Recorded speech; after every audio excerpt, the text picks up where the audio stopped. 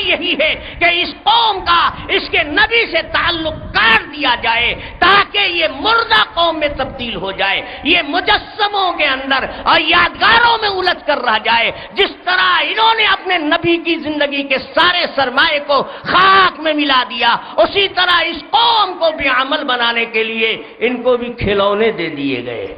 کہتے ہیں عیسیٰ علیہ السلام کی جنم اشٹمی منائی جاتی ہے اور گاندھی جی کی جنم اشٹمی منائی جاتی ہے۔ کیا میرے نبی عیسیٰ علیہ السلام سے بھی کم تھے اور گاندھی جی سے؟ ارے تم کو صدیق اکبر کا طریقہ نہیں سوجھا تو کن کا چل سوجھا؟ غیر قوموں کا پتہ یہ چلا کہ یہ عید میلاد النبی غیر قوموں کی دین ہے، ان کی نقل ہے، ورنہ جناب رسول اللہ صلی اللہ علیہ وسلم کے شیدائی اور آپ کے دیوانے اور آپ کے عاشق صحابہ تھے۔ صحابہ کے بعد ہی کوئی آ سکتا ہے، کوئی صحابہ کے درجے کا عاشق اور دیوانہ نبی کا دیکھا نہیں گیا۔ آسمان نے نہیں دیکھا، زمین نے نہیں دیکھا، نہ آسمان والوں نے دیکھا نہ زمین والوں نے دیکھا۔ اگر کوئی سچا عاشق اور دیوانہ ہے تو سب سے پہلے صحابہ ہیں۔ صحابہ کو ربیع الاول کا مہینہ نہیں ملا تھا، یہ ربیع الاول آنے لگا ہے جب سے انگریز ہندوستان میں آئے، اس کے پہلے ہندوستان میں بھی نہیں آتا تھا۔ ایمانداری سے بتاؤ، مغل امپائر میں جب مسلمانوں کے ہاتھ میں اقتدار تھا، اس زمانے میں تمہارے لیے زیادہ موقع فراہم تھے نبی کے عشق کے مظاہرے کے اور مسرتوں کے اظہار کے، اور اس وقت حالات بھی زیادہ سازگار تھے کہ تم بڑے پیمانے پر جلوس نکال سکتے تھے۔ لیکن مغل امپائر تک کہیں اس کا کوئی نام و نشان اور وجود نہیں ملتا ہے۔ اگر ملتا ہو تو کوئی مائی کا لال اور ساری یونیورسٹی کے اہل علم بیٹھ کر اور زور لگا کر اور تاریخ کھنگال کر صرف ایک مثال اور ایک نمونہ دے دیں۔ مشکل ہے، مشکل ہی نہیں محال ہے۔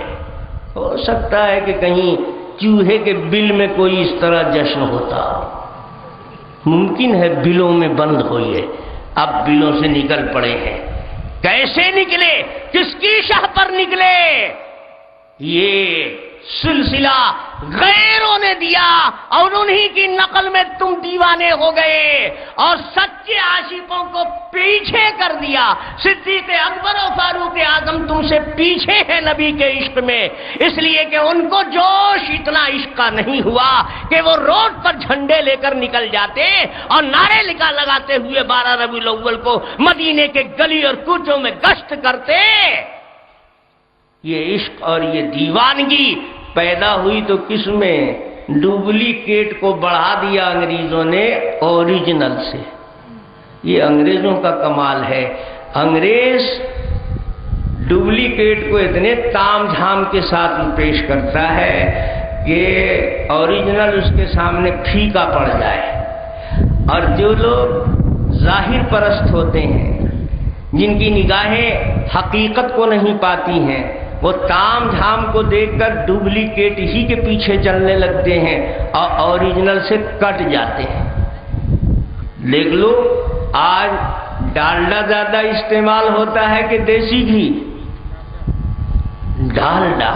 80 برس کے بوڑھے کوئی تمہارے چچا مل جائیں، 80 برس کے بوڑھے ہوں گے تو چچا کا رشتہ تو شاید فٹ نہ بیٹھے، دادا مل جائیں، ان سے پوچھو کہ دادا جان میری طرح جب آپ کی عمر 10 سال کی تھی تو آپ یہ بتائیے کہ گھی کئے قسم کا تھا؟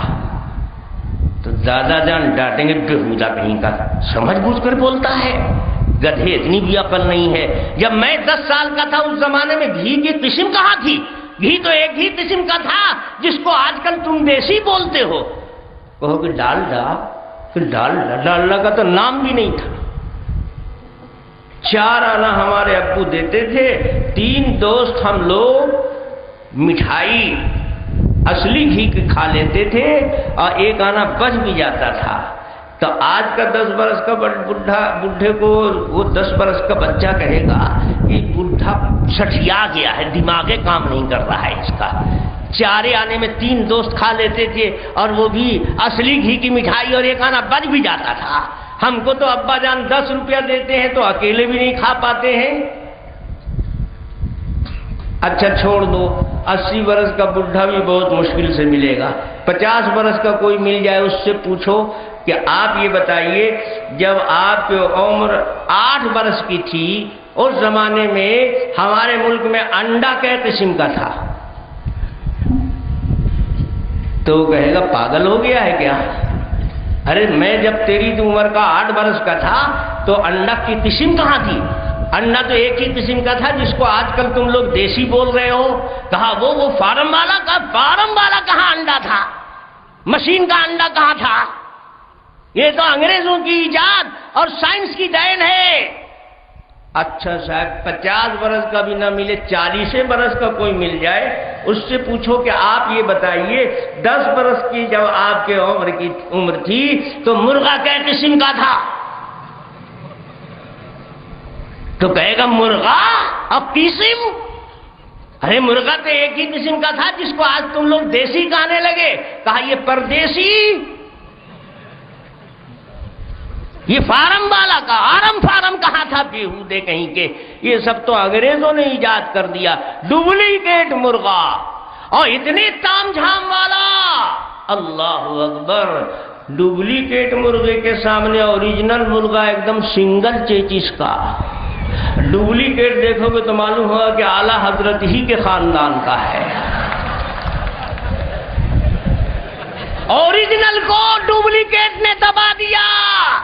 اور مجھے کہنے دو کہ ان انگریزوں کی دین ہے کہ صرف گھی ڈپلیکیٹ نہیں، صرف انڈا ڈپلیکیٹ نہیں، اور صرف مرغا ڈپلیکیٹ نہیں، انگریزوں نے ڈپلیکیٹ ملا بھی نکالا۔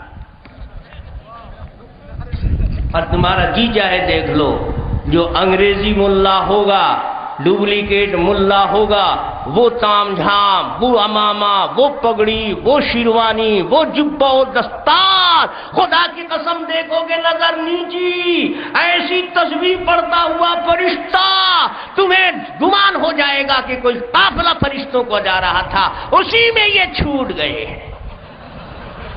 تم جبہ و دستار دیکھو گے، تم امامہ اور پگڑی اور چشمہ دیکھو گے، اور آگے پیچھے ختم حشم دیکھو گے، تمہیں شبہ ہو جائے گا کہ اسٹیج پر ڈائریکٹ آسمان ہی سے ٹپک پڑے ہیں۔ اس کے سامنے سیدھا سادہ مولوی، اس کا تو خادم بھی نہیں لگے گا۔ لیکن تمہیں کیا